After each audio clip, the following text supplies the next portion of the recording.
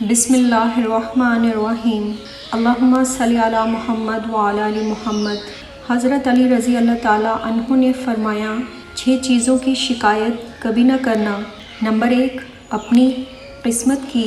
Number 2 اولاد کے سامنے اپنے بڑوں کی۔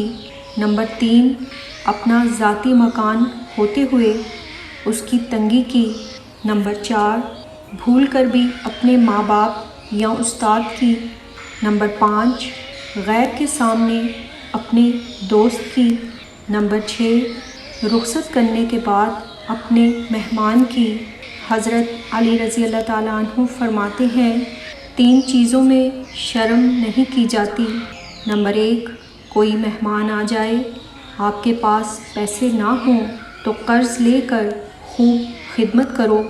نمبر 2 اپنے ماں باپ اور استاد کے آداب میں کھڑا ہونا، اس میں آپ ہی کی عزت ہے۔ نمبر 3 اپنا حق مانگنا، بھلے وہ کم ہی کیوں نہ ہو۔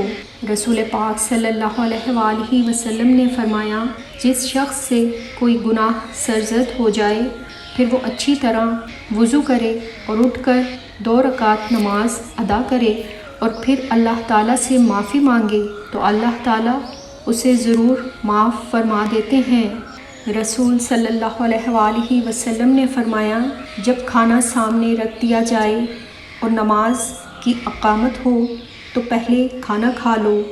حضرت عائشہ رضی اللہ تعالیٰ عنہ سے روایت ہے کہ رسول صلی اللہ علیہ وآلہ وسلم نے فرمایا وہ گھر جس میں قرآن پڑھا جاتا ہے آسمان والوں کو ایسا دکھائی دیتا ہے جیسا کہ زمین والوں کو ستارے دکھائی دیتے ہیں۔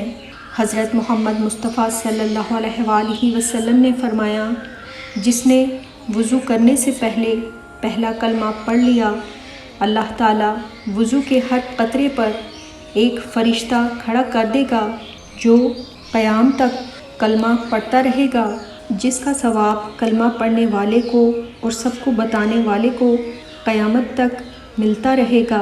رسول صلی اللہ علیہ وآلہ وسلم نے فرمایا کہ اللہ تعالیٰ فرماتے ہیں میرے ذکر کے لیے وقت نکالو میں تمہارے کاموں میں برکت عطا کروں گا، ورنہ دنیاوی کاموں کی کثرت تم پر اس قدر مسلط کر دوں گا کہ تمہیں فرصت ہی نہ ہوگی اور سکون سے محروم ہوگے۔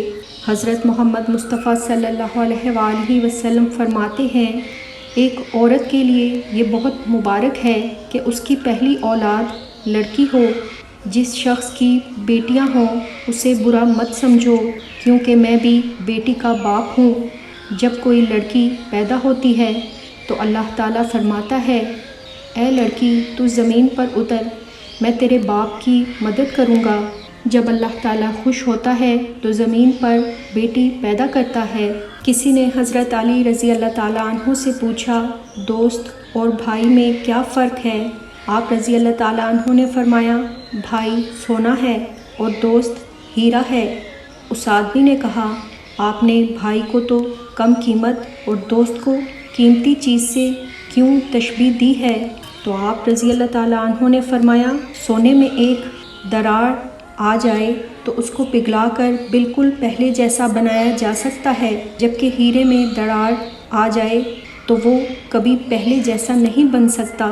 حضرت عائشہ صدیقہ رضی اللہ تعالیٰ عنہ فرماتی ہیں کہ رسول پاک صلی اللہ علیہ وآلہ وسلم نے فرمایا جو عورت اپنے ولی کی اجازت کے بغیر نکاح کرے اس کا نکاح باطل ہے۔ عورت اپنے رب سے سب سے زیادہ قریب اس وقت ہوتی ہے جب اپنے گھر کے اندر ہو اور گھر کے صحن میں نماز پڑھنا اس کے لیے مسجد میں نماز پڑھنے سے بہتر ہے اور گھر کے اندر نماز پڑھنا اس کے لیے گھر کے صحن میں نماز پڑھنے سے بہتر ہے اور کوٹھری میں نماز پڑھنا اس کے لیے گھر کے اندر نماز پڑھنے سے بہتر ہے۔ حضرت انس رضی اللہ تعالیٰ عنہ نے کہا کہ ہم رسول صلی اللہ علیہ وآلہ وسلم کے ساتھ تھے کہ ہم پر بارش برسنے لگی تو رسول صلی اللہ علیہ وآلہ وسلم نے اپنا سر اور کندھے کا کپڑا کھول دیا حتیٰ کہ بارش آپ پر آنے لگی۔ ہم نے عرض کیا کہ اے اللہ کے رسول صلی اللہ علیہ وآلہ وسلم آپ نے ایسا کیوں کیا؟ تو آپ صلی اللہ علیہ وآلہ وسلم نے فرمایا کیونکہ وہ نئی نئی سیدھی اپنے رب کی طرف سے آ رہی ہے۔ حضرت علی رضی اللہ تعالیٰ عنہ کا فرمان ہے کہ لوگ جتنا بھی دل دکھائیں یہ یاد رکھا کریں کہ جب اللہ کے بندے ہمیں توڑتے ہیں تو ان کا توڑنا ہمیں اللہ سے جوڑ دیتا ہے۔